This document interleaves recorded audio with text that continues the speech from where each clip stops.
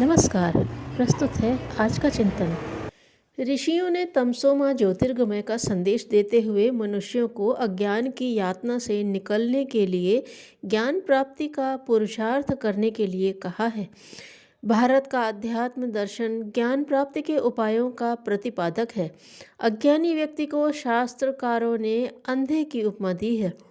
जिस प्रकार बाह्य नेत्रों के नष्ट हो जाने से मनुष्य भौतिक जगत का स्वरूप जानने में असमर्थ रहता है, उसी प्रकार ज्ञान के अभाव में बौद्धिक अथवा विचार जगत की निर्भ्रांत जानकारी नहीं हो पाती। बाह्य जगत के समान मनुष्य का एक आत्मिक जगत भी है, जहाँ ज्ञान के अभाव में वैसा ही अंधेरा रहता है जैसे आँख के अभाव में यह संसार अंधकारमय है।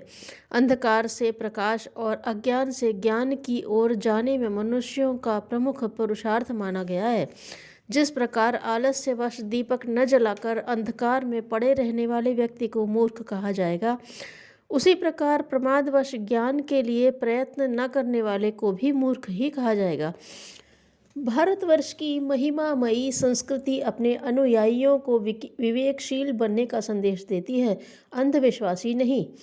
ज्ञानवान अथवा विवेकशील बनने के लिए मनुष्य को अपने मन मस्तिष्क को साफ सुथरा बनाना होगा, उनका परिष्कार करना होगा। जिस खेत में कंकड़ पत्थर और खर पतवार भरा होगा, उसमें अन्न के दाने कभी भी अंकुरित नहीं हो सकते। वे तब ही अंकुरित होंगे जब खेत से झाड़ झंकाड़ और कूड़ा करकट साफ करके दाने बोए जाएंगे।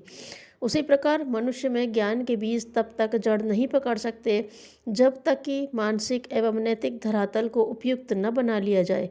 हमारे मन मस्तिष्क में इसी जन्म की ही नहीं, जन्म जन्मांतरों की विकृतियां भरी रहती हैं। न जाने कितने कुविचार, कुवृत्तियां एवं मूढ़ मान्यताएं हमारे मन मस्तिष्क को घेरे रहती हैं। ज्ञान पाने का अथवा विवेक जागृत करने के लिए आवश्यक है कि पहले हम विचारों एवं संस्कारों को परिष्कृत करें। विचार एवं संस्कार परिष्कार के अभाव में ज्ञान के लिए की हुई साधना निष्फल ही चली जाएगी। विचार परिष्कार का अमोघ उपाय अध्ययन एवं सत्संग को ही बतलाया गया है। विचारों में संक्रमण एवं ग्रहणशीलता रहती है। जब मनुष्य अध्ययन में निरंतर संलग्न रहता है, तब उसको अपने विचार द्वारा विद्वानों के विचारों के बीच से बार बार गुजरना पड़ता है। पुस्तक में लिखे विचार अविचल एवं स्थिर होते हैं। उनके प्रभावित होने अथवा बदलने का प्रश्न ही नहीं उठता। स्वाभाविक है कि अध्ययनकर्ता के ही विचार प्रभाव ग्रहण करते हैं। जिस प्रकार के विचारों की पुस्तक पढ़ी जाएगी, अध्येता के विचार उसी प्रकार ढलने लगेंगे।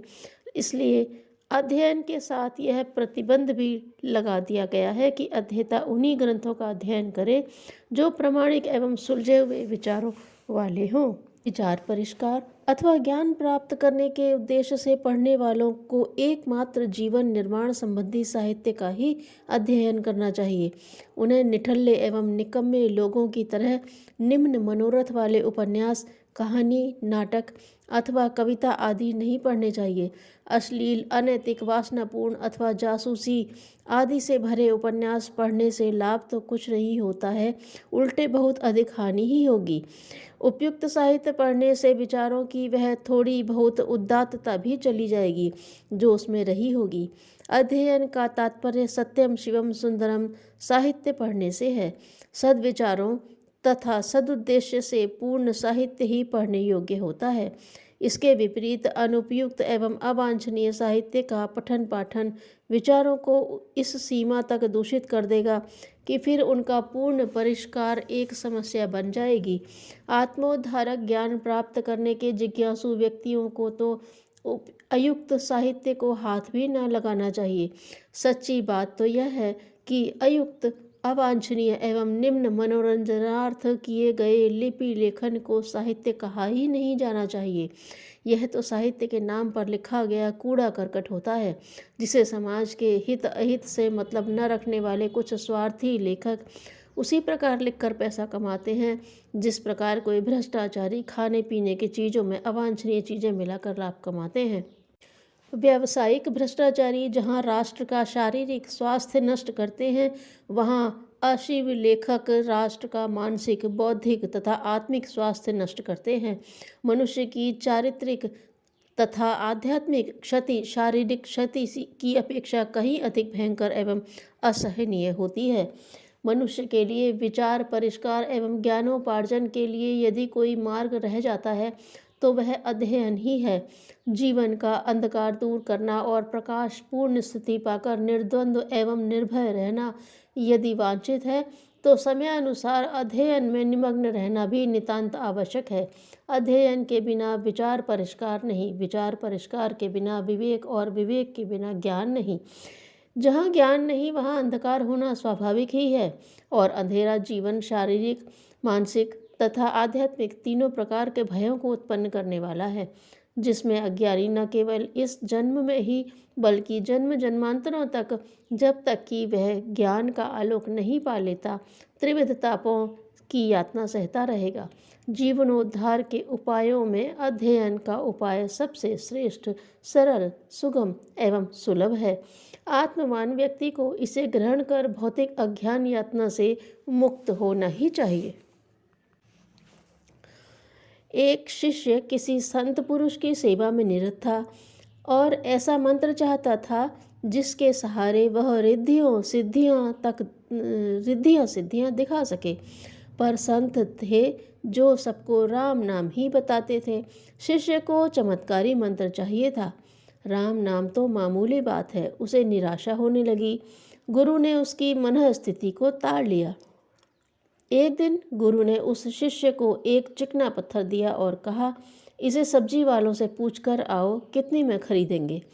शिष्य दिन भर घूमा, बटखरे के काम में आ सकता है यह मानकर उन्होंने 2-4 पैसे भर की कीमत लगाई।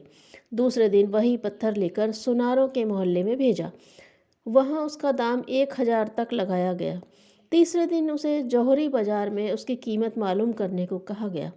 कईयों को दिखाने पर उसकी कीमत बढ़ते बढ़ते 1 लाख तक पहुँच गई। गुरु ने शिष्य को समझाया, पत्थर तो वही था, पर पारखियों ने अपनी अपनी जानकारी के आधार पर मूल बताया। राम नाम है तो एक ही, पर मान्यता के अनुरूप उसका मूल्य और महत्व घटता बढ़ता रहता है। कराची में एक सार्वजनिक अस्पताल बन रहा था। निर्माता उसके लिए दान मांग रहे थे। 10,000 देने वाले के नाम का पत्थर अस्पताल की दीवार पर लगाने की घोषणा थी। एक उदारदानी मानक दास ने 10,000 में से 1 रुपया कम दिया ताकि उनके दान का विज्ञापन न हो और पुण्य क्षीण न हो। जीवन की सफलता तो परमात्मा की अंतता को पाने में ही है। धन्यवाद।